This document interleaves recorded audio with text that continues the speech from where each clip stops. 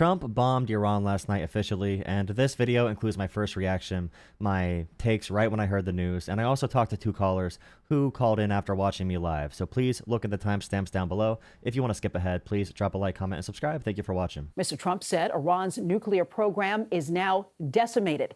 He called for peace in the region, but did not close the door to more U.S. military action. Here are the president's remarks in full. Yo, that's crazy. You can't bomb a country, like an actual country, and then say, okay, bro, it's time for peace now. I know I just bombed you, but it's time for peace. Trump, during negotiations, lied about negotiating and tried assassinating the people that were negotiating on the Iranian side. So, like, when Trump says he's looking for peace and looking for some type of resolution, he's lying for propaganda purposes. Trump is doing everything to push for more war globally. And you know, obviously Iran, but also globally. This is Iran. It's a country of 90-something million people. I know Ted Cruz did not know that, but this is a complicated situation. This shit can go sideways fast. A short time ago, the U.S. military carried out massive precision strikes on the three key nuclear facilities in the Iranian regime: Fordow, Natanz, and Esfahan. Everybody heard those names for years as they built this horribly destructive enterprise. Our objective was they only built this enterprise because Trump left the Iranian nuclear deal that Obama made, and Obama got the entire world to reinforce. By the way, Trump left that, and that's the only reason Iran's nuclear facilities were rebuilt, okay, at all. Destruction of Iran's nuclear enrichment capacity and a... What was that word Trump just said, bro? Objective was the destruction of Iran's nuclear enrichment capacity and... Huh? Oh, enrichment. Nuclear enrichment. Okay. The nuclear enrichment. A stop to the nuclear threat posed by the world's #1 state sponsor of terror. Tonight, I can report to the world that the strikes were a spectacular military success. Iran's key nuclear enrichment facilities have been completely and totally obliterated. Iran, the bully... That's not true, bro. There's no way their facilities have been obliterated. I guarantee you they're not obliterated. Now, they can say that because Americans don't know these locations, but like Fordow, from what I've seen, the missiles they dropped on like Fordow, there's no way at all they would have been able to penetrate enough to destroy the nuclear programs. Now, can they slow it? I mean, sure, I guess. But again, when we talk about the intel of that there's actually, they're trying to get nuclear weapons, America did not have that intel. The Mossad did have that intel from Israel. But Trump sided with the Israeli intelligence over the American intelligence for this. He called his own DNI, his own director of national intelligence, Tulsi Gabbard. He called her wrong. He said she was wrong. But now Tulsi Gabbard's on her knees with the white flag up. Tulsi Gabbard is now pro-regime change war. I thought she was principled, guys. I thought Tulsi Gabbard was so principled. Of the Middle East must now make peace. If they do not, future attacks will be far greater and a lot easier. For 40 years, Iran has been saying death to America, death to Israel. They have been killing our... There's the one that matters. Okay. Trump posted a picture of an American flag. Beautiful. Iran, like, there's this one shipping port and shipping lane. I forget what it's called. It's something straight in Iran. I'm pretty sure they shut it down tonight. I think they shut it down. So essentially, like I said before, oil prices are going to be bad. Gas prices are going to be bad. If you saw a spike a few days ago by like 30 or 40 cents, that was a result of Israel striking Iran. So let's do like a little game in chat. How much do you guys think gas is going to be up tomorrow? How much more expensive do you think gas is going to be tomorrow, guys? Our people blowing off their arms, blowing off their legs with roadside bombs. That was their specialty. We lost over 1,000 people. And hundreds of thousands throughout the Middle East and around the world have died as a direct result of their hate. In particular, so many were killed by their general, Do you want more? Qasem Soleimani. You want more people to die? Trump, now is the time for peace. U.S. strikes Iranian nuclear sites, bro. Also, by the way, illegal war, illegal strikes, no approval from Congress. There's no extension of any resolutions from going into Iraq and Afghanistan to extend to Iran. So this is illegal. No authority given by Congress, and Congress decides when we declare war. And this is a declaration of war. If this is not declaring war, I don't know what is. But Decided a long time ago that I would not let this happen. It will not continue. I want to thank and congratulate Prime Minister Bibi Netanyahu. We worked as a team like perhaps no team has ever worked before.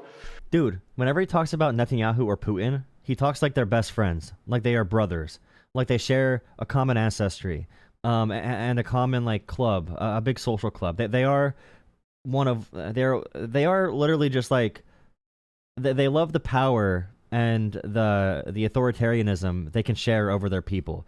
That's why Trump adores Netanyahu and Putin so much. He wants to be like them. The fact Trump is talking right now, saying, "Oh, me and him," like talking like they're Mario and Luigi, bro. Like it just, oh.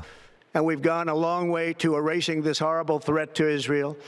I want to thank the Israeli Threat to Israel. Threat to Israel. Threat to. We eliminated a threat to Israel. Trump is not even pretending like this is about protecting America or Americans, because this is going to put more Americans in danger.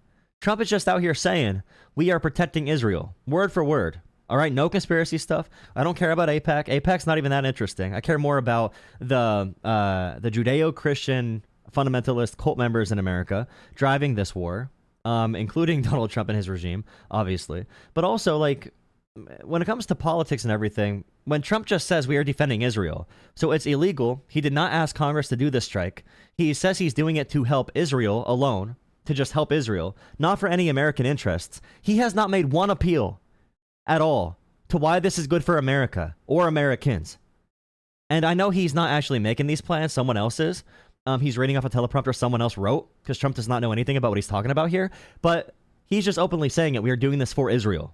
We are doing this for my friend Bibi Netanyahu. We're doing this for my friend, he wants to help his friend Putin when it comes to Ukraine.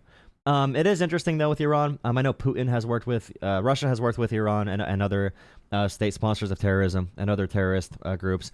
So I wonder what that relationship is like. I'm assuming that Putin does not want Trump to crack down on him when it comes to Ukraine. So as long as Trump lets Putin do what he wants to do with Ukraine, then Putin can't really complain that much about Iran being destabilized. So I'm sure there's some way Russia is going to benefit. But by the way, China is benefiting from the Trump president. Trump is, China's eating right now because of the Trump presidency. They won a trade war without even doing anything. Right now, the entire world, the European Union is weakened, America's weakened, every other country in the world is weakened, and China's just sitting there rising. They have more global influence now than ever before. When it comes to opinion polling, people view China better than they view America now as a result of Trump. China is eating, bro. They're eating, and they help fund Russia. They're tied to Iran. They're tied to North Korea. Like, they are eating right now, bro. China is eating, and they are planning to invade Taiwan. I guarantee you. We know that's happening. When I said I guarantee you, I mean, I assume it's going to happen by the end of 2026. I'm not sure what the timeline is going to be. Before the end of the Trump presidency, for sure, because he's so weak and feckless. But military for the wonderful job they've done. And most importantly, I want to congratulate the great American patriots who flew those magnificent machines tonight, and all of the United States military on an operation the likes of which the world has not seen in many, many decades. Hopefully, we will no longer need their services in this capacity. I hope. Trump just said he will not roll out any further action. Hope that's so. I also want to congratulate the chairman of the Joint Chiefs of... Someone said in chat, Trump is listening to the generals. Wait, is Israel a general? Is Netanyahu a general now? I didn't know Netanyahu was sworn in as a general. Staff, General Dan Raisin-Kane, spectacular general, and all of the brilliant military minds involved in this attack. With all of that being said, this cannot continue. There will be either peace or there will be tragedy for Iran far greater than we have witnessed over the last 8 days. Remember, there are many targets left. Tonight, when it comes to destabilizing regions and when it comes to radicalizing people, you can destabilize Iraq, Afghanistan. You can destabilize Syria, Libya without having as much of a global repercussion as you can get if you destabilize Iran. Like the size of Iran, the connections Iran has, the way Iran is tied to the global oil markets, Iran's capacity in general with technology, with cyber warfare. with their military is much, much higher than, like, they're an actual state, they're a country. This is playing with, like, we're not going to have World War III, okay? I don't want to fearmonger about that. But this is an action that can actually trigger a world global event, okay? This can actually trigger a much larger conflict that can spiral out of control very quickly, okay? I'm not saying it's going to be a world war, but it's a lot bigger than just going after Al-Qaeda, okay? Tonight's was the most difficult of them all, by far, and perhaps the most lethal. But if peace does not come quickly, we will go after those other targets with precision, speed, and skill. How is peace gonna come quickly when you assassinated all the negotiators from Iran? Like, Trump is making a scenario where war is necessary. Trump has killed diplomacy. He has killed any chance for diplomacy or any chance for reason in this conflict. He has destroyed any chance for controlled, like a controlled conflict or a controlled peace. There is no option other than war, other than violence. All right, Iran, a state sponsor of terrorism. Like, what happens when their leadership is, like, knocked out? What happens when that, like, things don't get better?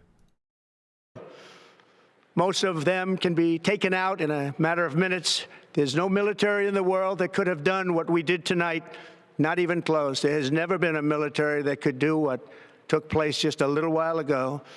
Tomorrow, General Kane, Secretary of Defense, Pete Hegseth will have a press conference at 8 a.m. at the Pentagon.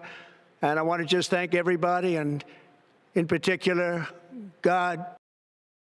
I want to just say we love you, God, and we love our great military. Protect them. God bless the Middle East. God bless Israel. And God bless America. Thank you very much. Bro, the saying, I love you, God, when Trump knows nothing about religion, has never practiced religion, that is a method to make sure the evangelical, Judeo-Christian Zionists in America get the message loud and clear. We are engaging in the holy war. Okay, that's a little bit hyperbolic, but that's intentional, very smart by them. And George Bush used religion to justify Iraq and Afghanistan as well. He did use religion as justification many times. That's really scary to hear. I do not want our president deciding to bomb countries based off of that. You know, that and the people behind Trump. I don't know, dude. That's kind of chilling to hear him say that. And Trump just put up on Twitter, any retaliation by Iran against the U.S. Of America will be met with force far greater than what was witnessed tonight. Thank you, Donald J. Trump, President of the United States. So, like, there will be some type of response. Any retaliation. What can retaliation mean? If Iran cuts off oil supply or cuts off shipping lanes, okay, for oil, if they cut off total production, if they do something economic, if they do cyber warfare, is that all going to count under retaliation? And force far greater than what happened tonight. Trump said about, you know, the people who were flying the planes tonight, our service members, he hopes he doesn't need their services again. But this is setting up a scenario, like I said. It's a scenario where there is no way to go but conflict. There is no way to go but conflict if you're talking like this. And you're setting the precedent to get us into a full-on, endless war. Because, like I said, it's very complicated. This is not a 1, 2, 3 thing. That's kind of crazy, bro. Thank you. Let's bring in CBS News Middle East reporter Courtney Keeley joining us on the phone right now. Courtney, can you hear me? Yes, I can. Okay. Well, President Trump said 3 nuclear. Please drop a like, hit subscribe. I'll take some calls if you want me to. I'm streaming right now. This will be posted to YouTube. Thank you for joining me. Appreciate it. I'll put a poll up in chat really quick about Iran. Do you want the U.S. to keep on bombing Iran? Do you want war with Iran? I want to know what the chat thinks. Nuclear sites were attacked. What do you actually? I'm gonna say, I'm gonna say in chat. The poll is gonna be: Are you happy? Are you happy with Trump's strikes in Iran tonight? Okay. What do you take of what his comments were this evening? Well, he said the bully of the Middle East must now talk peace, and that is not necessarily what the regime will do. I am hearing that there appears to be rising fears of retaliation by the Iranian regime, that people are starting to talk about fears of possible jail or execution, which has happened before under this regime many times. But we talked, you and I, about Fordo, Natanz, and Isfahan. Someone said with Iran, you said love Iran. No, Iran's bad. We do not like Iran. We do not like Iran, okay? Iran is our enemy, okay? Any freedom-loving person should hate Iran. All right, this is all about geopolitics and about global stability, and about what the best next course of action is. We hate Iran. All right, we hate Iran. This is just the wrong way to deal with them. Fahan, just as that news And was it's illegal, breaking, and I it's want to bring terrible. you some more information with more clarity. One source told me that they were hearing bombings in Tehran proper. That has been clarified to me that Fordow is only 90 miles southwest or a 2-hour drive from Tehran, and the concussive effect of those explosions at Natanz reverberating and bouncing off the mountains could have actually made someone feel like it was happening right next to them in Tehran. There might have been anti-artillery. Another post from Iran and Trump. So Iran state TV, every American citizen or military in the region is now a target. Trump said this was an amazing success tonight. And again, like I said, when Trump says we're going to have any type of force necessary if Iran retaliates in any way, he's setting up a scenario in which we are getting into the war fully into the war. Because Iran's going to respond in some way. They're going to respond economically, cyber warfare, actual military engagement, or they sponsor a lot of terrorism. So it can happen in America. It can happen to an American military base. It can happen to a reporter somewhere. It can happen in any number of ways. But this is just giving justification for Israel and America to launch full force into this war with a country of 90 million plus people, which has global implications. And another thing, like I said before, get your gas tank full. Get your gas tank full. If you can go tonight before the prices jump up, go fill up your tank. If you have a couple cans, you might want to. But Trump talking like this was an amazing success. We're 5 months into the presidency. Exactly 5 months. It took Trump 5 months to get us into another Middle Eastern war. It took the peace candidate 5 damn months to get us back into the Middle East. Okay? And they were going after Biden for getting us out. Now Trump's getting us back in. It's insane. The way Trump has failed on every level possible, and he still has such a big support base, it's cult activity. It's straight cult activity. And that's extremely, extremely, extremely scary. I'm hoping the podcast turned against him. So like Theo Vaughn, I know Joe Rogan's a baby cuck, a little cuck. Joe Rogan's not going to do shit. Joe Rogan's a pathetic piece of shit. He really is. But hopefully some of these podcasts that are actually like decent people that supported Trump speak out against this, because this is insane. It's illegal. It's not approved by Congress. Everything about this is terrible.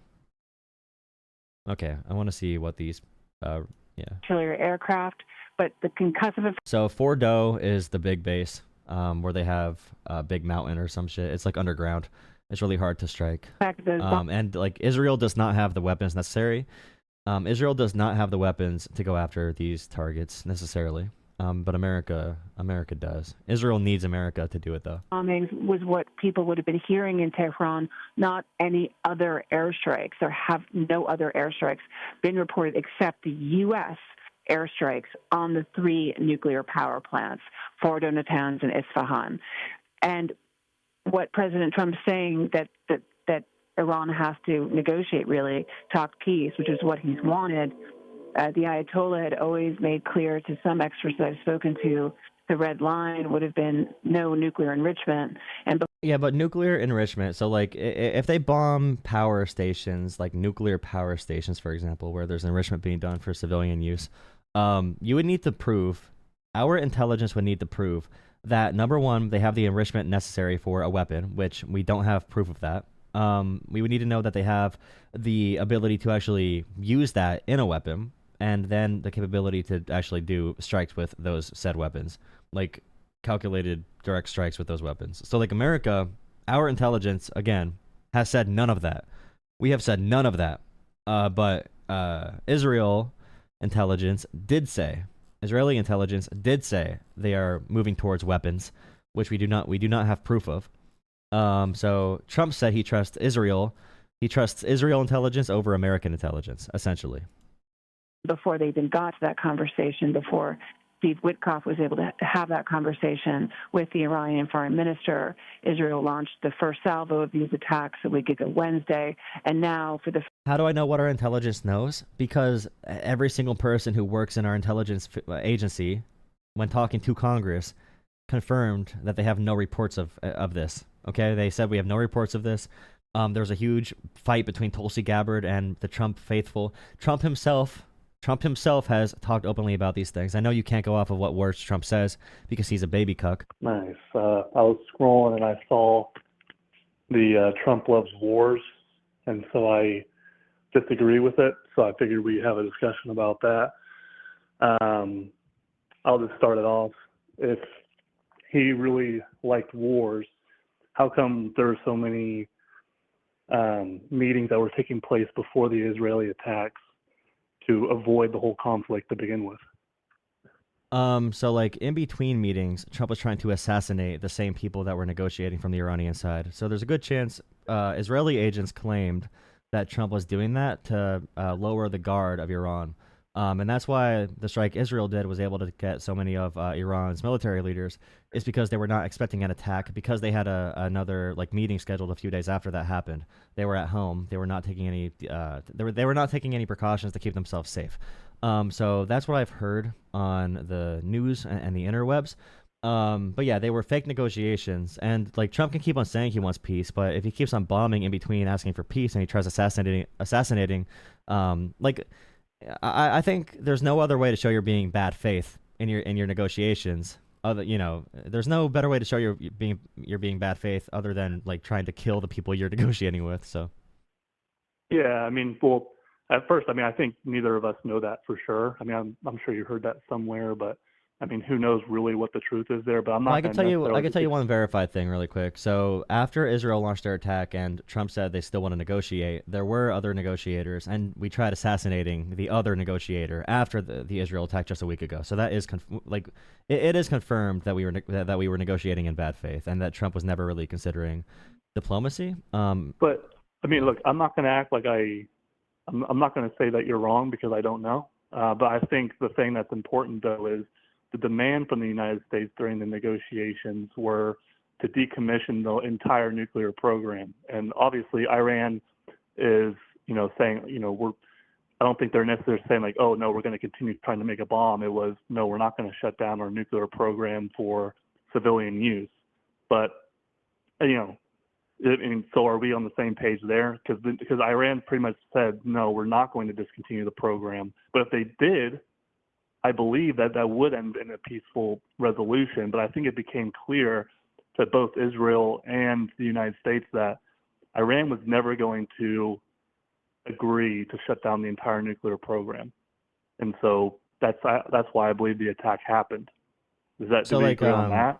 So regardless, in order to know they would abide by that, we would need inspectors, and like the Obama nuclear deal was pretty impressive because it did have inspectors, and the percent that they were allowed to enrich the nuclear energy essentially, that was way too low to use for any weapons. It was limited at a very low percent. So like when Trump says like get rid of it completely, I don't think that would have been necessary. But I also don't. I mean, I don't disagree they were asking that, but I also don't think that was a good faith conversation by them.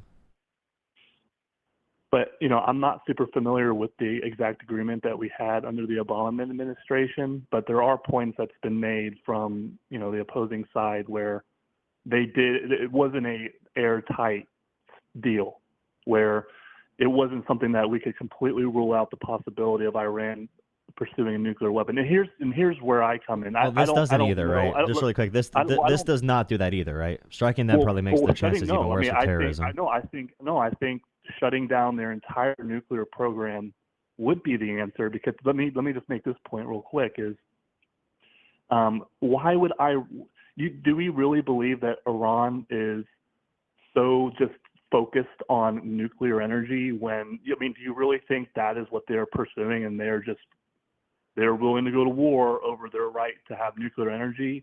Do you think that's really their position, or do you think no, they want to be a nuclear power to be the king piece in the Middle East? I mean, that seems like a much more realistic situation. Do you disagree with that? Well, being a state sponsor of terrorism, they got a lot of sanctions on them, being isolated from a lot of the global economy. So one big thing with the Obama deal, the nuclear deal, was like they get their sanctions removed. So one thing you can argue is that they wanted to have nukes to be, or nuclear enrichment to have as a negotiating piece for some type of other diplomatic deal.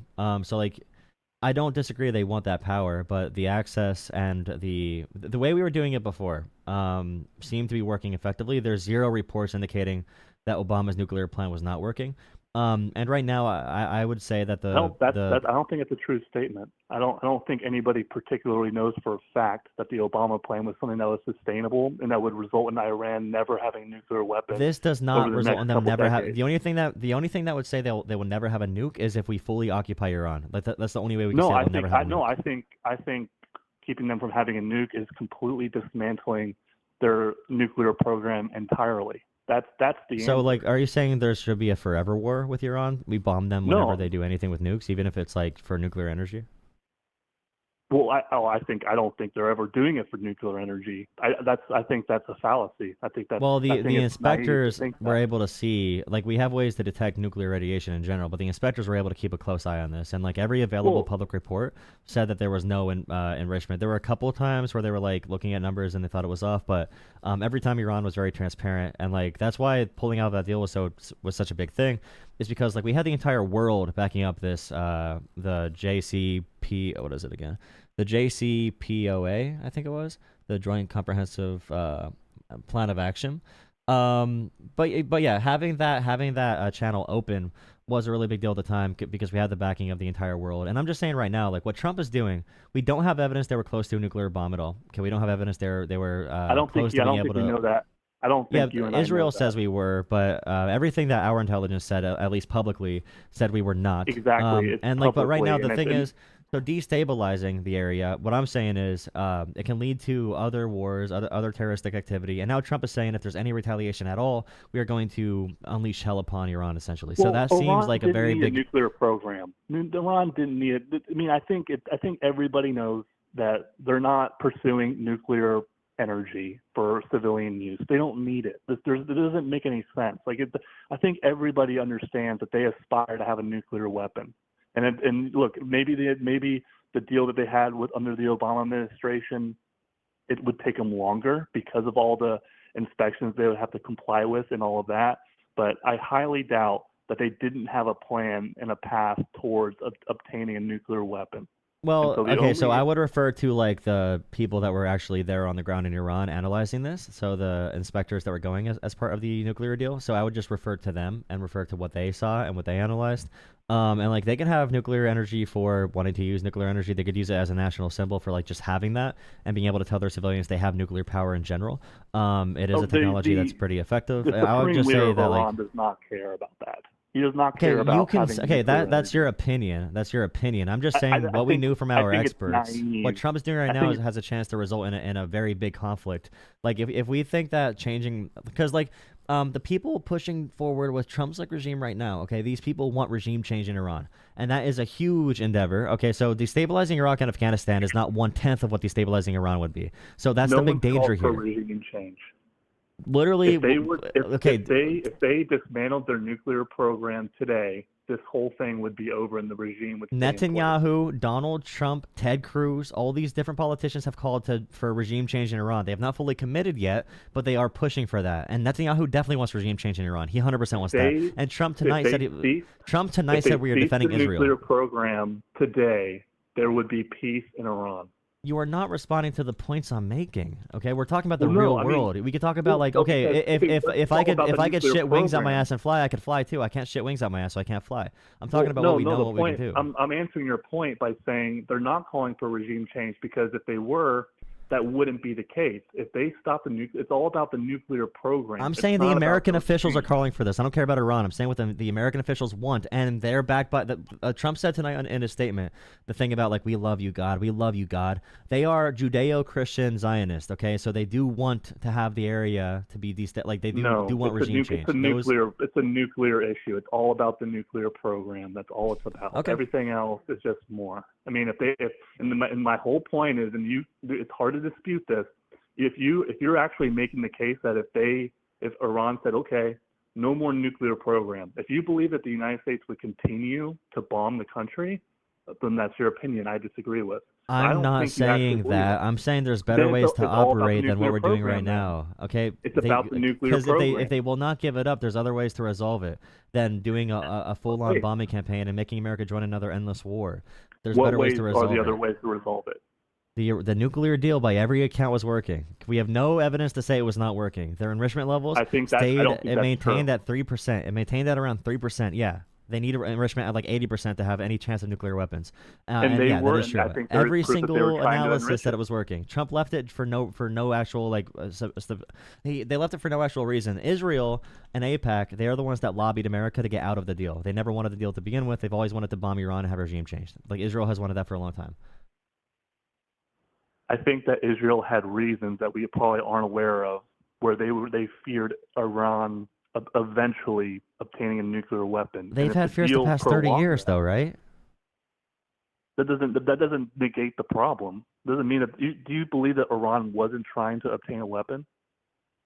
Yes, I already said that they want to develop nuclear plans, and they want to use that as a negotiating piece if they have to get rid of them. Negotiating peace with nuclear plants? How is that a negotiating peace if you don't have weapons? Because if they have a capacity for nuclear energy in general and they can get fear from people, then they could have things like the nuclear deal that removes sanctions from them, and they can do better integration with the global economy. They can use it for a plethora, for many different ways, if they have the ability to do that. Why use the threat of a nuclear weapon as a negotiating piece as opposed to just laying down because it would keep your country safe. You either want treaties backed by international treaties, you want some capacity. And we're seeing right now with Ukraine, for example, why countries don't want to give up nuclear capacity at all. They're not going to fully give up their nukes. Right now, we are letting Russia just tear apart Ukrainian civilians constantly when we could be saving them for the price of a couple large pizzas.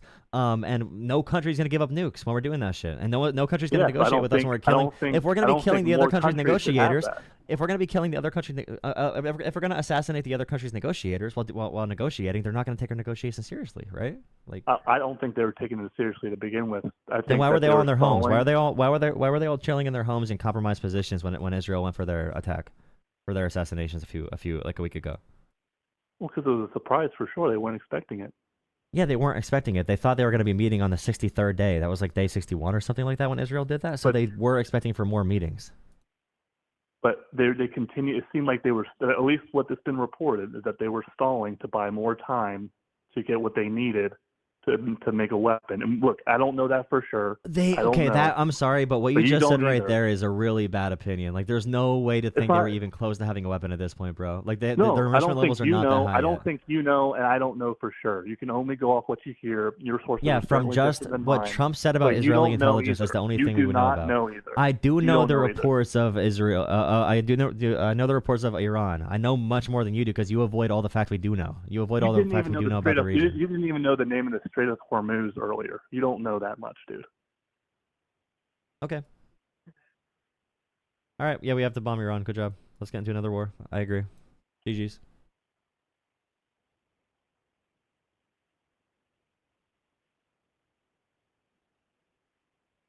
Just bomb them until they have no more nukes. Just start. Yeah. Destabilize the region. GG's. Well, why would it destabilize the region? I don't know.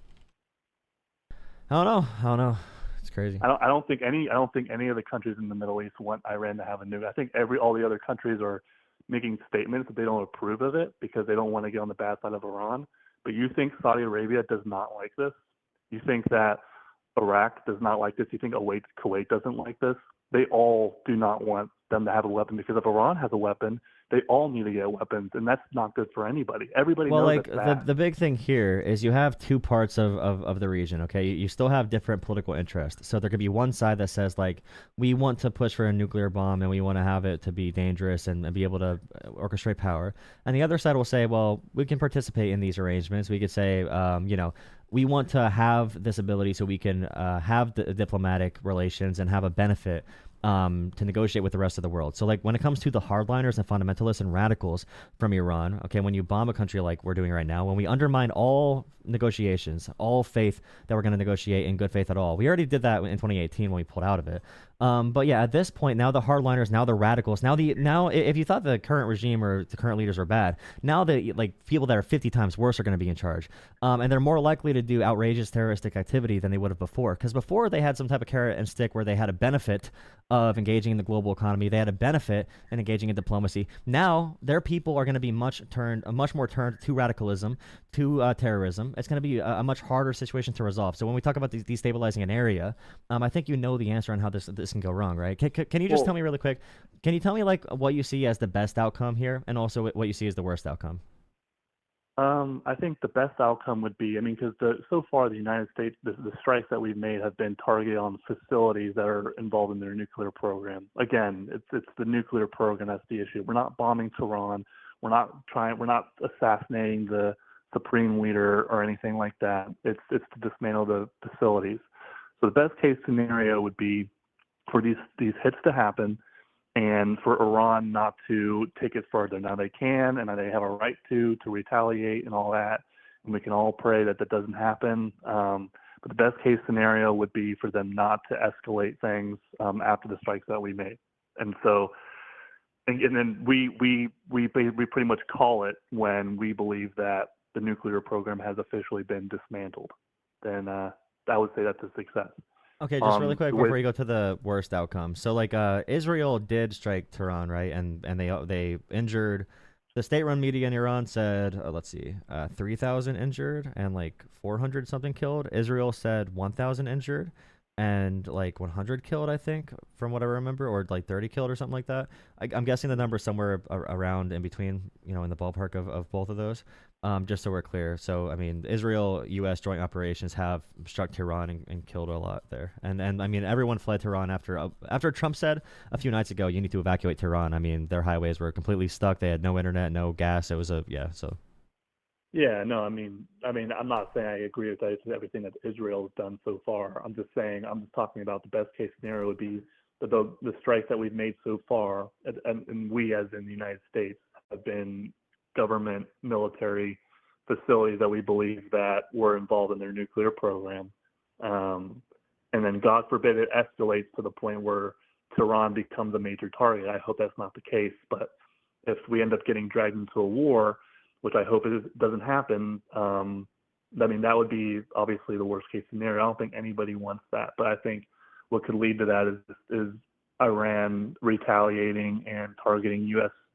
troops and U.S. bases in the area, and then things spiral from there. So I'm just hoping it doesn't happen. Well, they're going to retaliate. We have zero reason to believe they're not going to retaliate, right? We'll see. I don't think anybody knows for sure. I mean, the Iran media can be saying whatever they want. Do you consider retaliation to be economic as well? Can it be economic or cyber warfare, or do you mean militarily? I don't think Iran really has. I mean, I think that's going to be military. They don't really have the means to do much economically. I mean, you can talk about the Strait of Hormuz, but they don't have a navy. They don't have an air force. They can't do much in terms of actually. They're not going to be able to outlift the U.S. Navy we're going to keep the strait open. Okay. So we need to. Do we currently occupy it, or do we need to occupy it? Occupy the strait? Yeah, to keep it open. Or how do you think we're going to do that? I mean, we have ships in the area. I mean, it's not Iran territory. I mean, it's a body of water where ships travel through. And so we don't necessarily have to occupy it. I mean, we have aircraft carriers in the area. We have Navy ships in the area. Iran doesn't have the military equipment to actually force a shutdown of the strait. Okay. All right. I guess we'll see. And I mean, and the fact that, I mean, I don't think, I mean, there might be a reaction in oil prices because of the escalation, but I mean, Iran, they account for, I mean, they used to be a bigger player, but today they account for like 4% of the global oil supply. So they don't have the influence that can really cause a risk. It's more about the United States getting dragged into something and us spending a bunch of money to have, troops on the ground and all that. And nobody wants that. I don't think the Trump presidency wants. I don't think the administration wants that either. Yeah, no, it's just like if they control the straits, and then you're just saying that they don't have the power to actually block it. And that's around what 15% or like 25% of the world's oil goes through there. Yeah, I guess we'll see. They're probably gonna try to block it in some sense. So I guess we'll see. They might, but I don't think I mean, I think They already are, being, or at least they they said they are. already are. I'm pretty sure they said they are at 8 p.m. today, or 8 p.m. Eastern time. I'm gonna check real quick. All the reports, all the news reports right now, they're just saying they might do it, but Okay. they're not. I mean, if you look at Iran's navy, I mean, they don't have one. It's all just like those speedboats and stuff. They don't have anything. So look, I mean, they might be able to cause a disruption. I'm not a global expert on this stuff, but hopefully it doesn't happen. But if it does, I think it'll be Yeah, a I mean temporary. they could use other weapons or missiles, or they could put bombs in the wall. I mean, they could do other things that can at least like cause panic and chaos that would make people who are like obviously working the ships not be able to reach their location, or at least cause a lot of fear globally. So they can definitely. I mean, if they set up for this, if they plan for this, I assume they have some type of counter response. They never don't respond in some way. They have to do something at least for the propaganda, right? So they're gonna do something. I agree. I can't imagine them with that. doing nothing. All right, man. I agree with appreciate the that. call, though. I want to give you the last word. I think last thing I'll say is I think we all disagree on things. I think we get a lot of different information from different sources, so it gets confusing to actually make a position when, who really knows what the actual data is out there. But at the end of the day, I think we're all kind of rooting for the same thing. And so, as much as you can dislike Trump or hate the president, I think it's in all of our best interest that he is successful. And so, crossing our fingers doesn't escalate, and we'll just have to see what happens. You up for the discussion about the situation with Iran and the Middle East? Yeah, I'm good with whatever. I don't know that much about foreign policy, but from the American context, I could speak on it a little bit. Yeah. I mean, I just like to say this and just get to the point. Like, the thing is that since I was a child, I've seen Iran chant out and shout, "Death to America, burn our flags." And the thing is, I mean, we all want peace, but in my eyes, the Iran, they're very radical Muslims, and their claim to fame is, they're working furiously towards getting weapons of mass destruction. And as soon as they were up for it, they have plans, I believe, to use them on Israel and the U.S. to take our freedoms. And I believe, like I said, I don't like to hear about people getting hurt or killed, but there's, there has to be a decision made. I think that was the right decision and choice to protect our freedoms. They're big terrorist regime, and they hate the West, they hate America, they hate everything about us. They're extremists. This is how they think. There's no reasoning with these type of people. I know for a fact, look what happened 9/11. That was the start of things, but it's just their mindset. Okay, but my question would be like, do you think we should be striking North Korea and Russia's nuclear facilities? No, that's a little bit different, because I don't think that Russia and China are a little bit different. I think they're more sophisticated. I think places like Iran, especially in the Middle East, are more because they have religion behind them. They're radicalists. They don't care. They don't care about dying. They don't. They think. They think about. I mean, they're like kamikazes. They'll commit suicide themselves. We also have a lot of business interests with China. We're tied in with them. So I definitely don't believe, it's the same thing. It's different in different ways.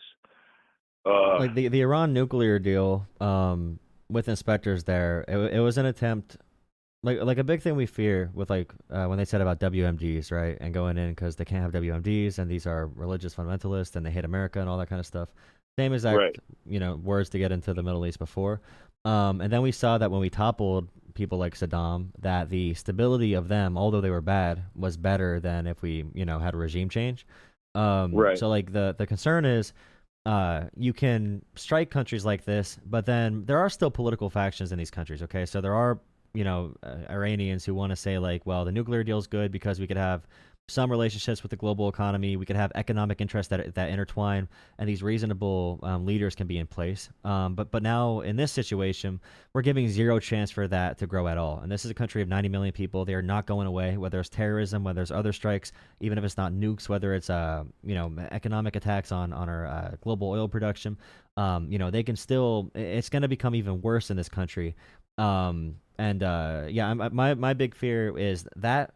First and foremost, getting into another endless war, because at that point you just need to be there. You need to be not really, maybe not occupying, but constantly bombing countries like that. The terrorism happening globally, they're a huge state sponsor of terrorism. A country of 90 million people, man, a country, like an actual state, they're a country of 90 million people. That's a lot different from just like Al Qaeda or another like non-state actor, Yeah, I understand that. Yeah, they're huge and have a huge influence. I understand that. I also know I don't have Middle Eastern background, but I know some of them, and I know there's a lot of people that would like to live different than what they're living now.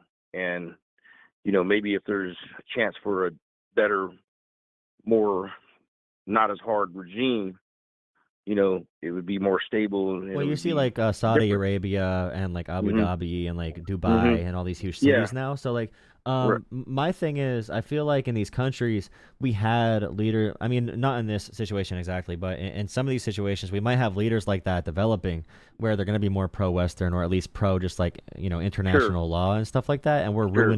Sure. ruining the chance of that. I feel like, and when Trump says we're doing this to defend Israel tonight, he did not mention American interests once. He did not say once we are defending America. He said multiple times we are defending Israel and Israel alone. He talked about Netanyahu like he's a brother to him.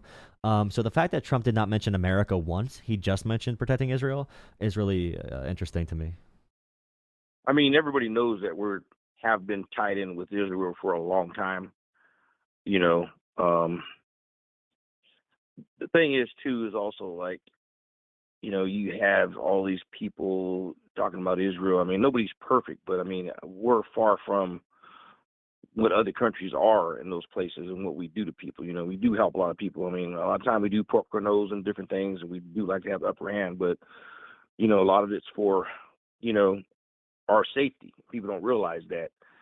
And it's just like you had all these other nations, I've seen the comments, they're hating Israel and this and that. Well, just not long ago, the Israelis were minding their own business.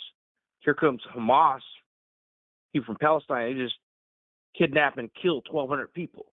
So they retaliated. What do you expect? So they can talk about the That's matter really of what Israel complicated. does. That's really Yeah, complicated. yeah. Israel I mean, and Palestine, like yeah, that's a it is. huge long-term conflict. Israel has been doing like blockades of aid and blocking them from working in the international or in the global economy or in any economic sense. So Israel has done a lot of violence towards Sure, Palestine. It was sure. not random.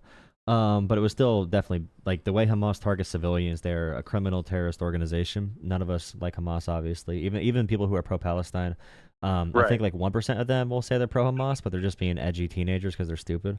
Okay, so like one big thing I like to bring up too, like we did have that IAEA, the International Hmm. Atomic Energy Agency, and they went Right. through Iran from 2015 to 2018 until Trump left the deal.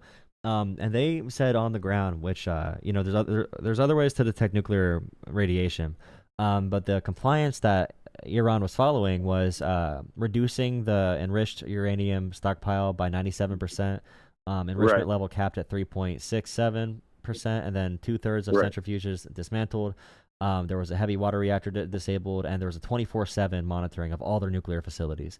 And that was a way to avoid war and to make sure they're complying. And there was a big carrot and stick approach where we don't need to have a war and we can kind of hold them accountable. You can have access to the global economy.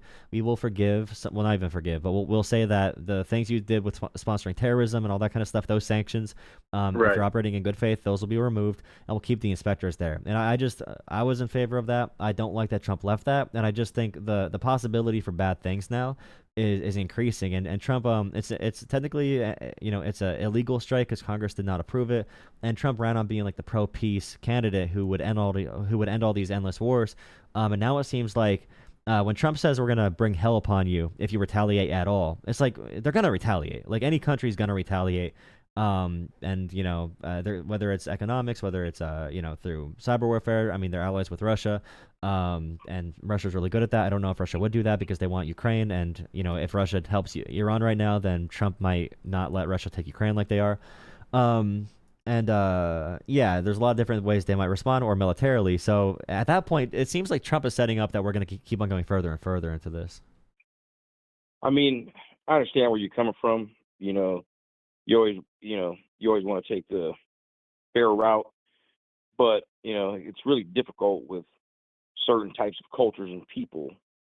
And I think, I really think, I mean, America is very envied, and as the other nations become stronger in their military and they gain access to weapons, and you got the whole thing with BRICS and stuff, and that's not a bad thing for them. I mean, like I said, they had to create things to deal with past sanctions and stuff like that, but it's not always they don't, sometimes they flex their muscles in a different way too. It's not always just for the benefit of sources and goods.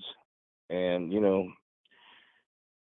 America is really in a tough spot, and I think he's just trying to do the best he can to really protect our freedom. It may not be the moves that all of us want, but to move It's in that really fashion. hard too, because It I is. mean, It America, is. but America and like Africa, America and the Middle East, we have done huge human atrocities. What we did in Guantanamo Bay, you could say that's a part of American culture, and you could say that's a part of our culture as well. We have shown a lot of, True. very True. terrible tendencies, and we see countries, we mentioned Saudi Arabia and these other countries wanting to be involved with the West more. Any religious fundamentalist country is going to treat women bad, and a lot of other people, obviously. So that seems like, I mean, that's a given with many countries. And True. one thing to consider, Iran, they're not the same, even if they're Muslim, or it doesn't mean they're the same as every Muslim everywhere, or the same as Iraq or Sure. Afghanistan, or those are very, very, very different things. And the Sure. political dynamics are different, and we already talked about the size and scope of it. And yeah, like the former agreements were a chance for us to have really good intel on every step of them developing weapons and stuff too. So if we needed to act militarily, we would have good evidence. But it seems like right now, on every report so far, says America found no intelligence at all to back up they were close to a weapon. But Israel did. But we're going off of Israel's intelligence. But I mean, for the past 30 something years, Israel has wanted to bomb the crap out of Iran, nonstop. Which, like we said before, it can sound good, but regime change and toppling governments and doing this can result in much, much, much worse situations, as we know. So yeah, it's a lot of stuff to consider. But I mean, do you think Trump lied then in his campaign promise, though, when he said like he's the peace guy? I mean, Gaza got a lot worse, Ukraine got a lot worse. Now we are in another. I mean, we're basically in another Middle East war. Like, do you think he lied, or do you think like yeah? No, I don't think he lied. I think he wants peace, but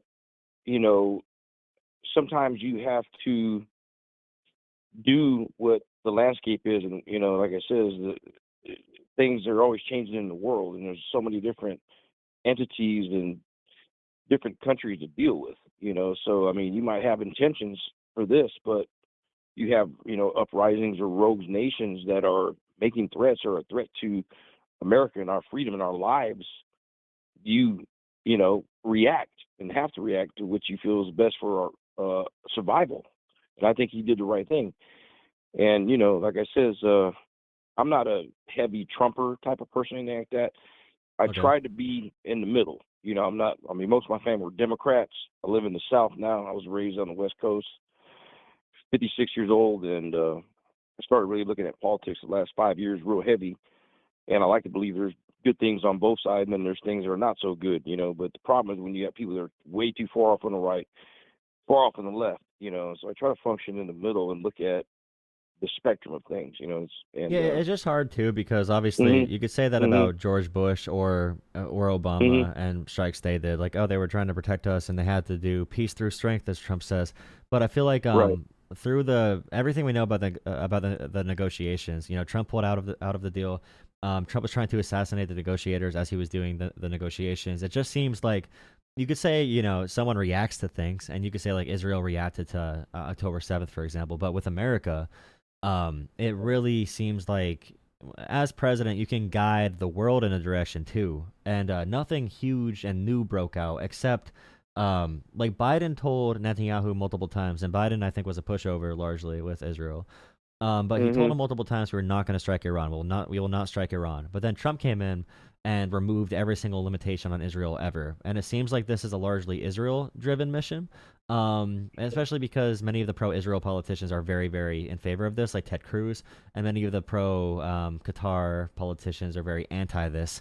So it seems like it seems like everyone's following along their ideological lines with this situation, but they love Trump and they need to kind of say everything Trump does is good, so they're not really having a true conversation in MAGA. I guess you could say like the Candace Owens, Charlie Kirk, Tucker Carlson, Ted Cruz, like all those different people conflicting can Hmm. be a Hmm. story. Right. But yeah, it seems like this is very Israel focused. And like I said, Trump said multiple times we were defending Israel. He never said anything about how this helps America, which you could argue that helping an ally helps an ally, and helping Israel defend themselves. That's why they say right to defend themselves. And yeah, Israel has a right to defend themselves, but I would say Israel does not have a right to bring us into a endless war. Probably. Yeah, I mean, ultimately, Trump and U.S. military, you know, made their decision, and like I say, who's to say, how close Iran is to having those weapons? And we just heard recently Pakistan poke their nose in. They have nuclear. I don't know how good they are, but they were saying, they were in support of Iran. Russia was poking their nose and saying things. So, I mean, we got the U.S., even though everybody's looking on Israel, I mean, we're tied in with them. We have been, and Iran refers to us as like, you know, the large Satan and Israel small Satan. I mean, they definitely have an agenda Yeah, toward this. but we also, yeah, I'll just say, one thing, and I appreciate the call as well. Before I end on Yeah, this, sure. if you ever read the letter that Osama bin Laden wrote, like his manifesto as justification for 9/11, Right, you can see the propaganda tools that Osama bin Laden used to radicalize more people. With right, America's involvement in the Middle East, and I right, want to make sure we don't give their leaders more fuel to radicalize more people there to become right. terrorist cells, and so the area can never be fixed because we keep on bombing them. And if I was born in these areas, and if you're born in these areas, even if you grew up and you have nothing but love in your heart, once you get enough bombs dropped on you, you don't know why. It's really easy to recruit young boys into these systems. So I want to make sure we keep that in mind, and we humanize them as much as possible. I think it's good to humanize even your Sure. enemies, so we can make sure we Right. can do because there is a way to beat people psychologically as well. And like reading what Osama bin Laden said, even killing Osama bin Laden, you can argue, and making him a big target made him into a martyr and made him into a rallying symbol for terrorists in the region as well. So yeah, definitely anyone who has the chance to check out the manifesto. Not that he was correct, but Right. see what mistakes America can make that can empower our enemies to grow stronger. Because there's war, there's propaganda, there's a bunch of different things that conflict here.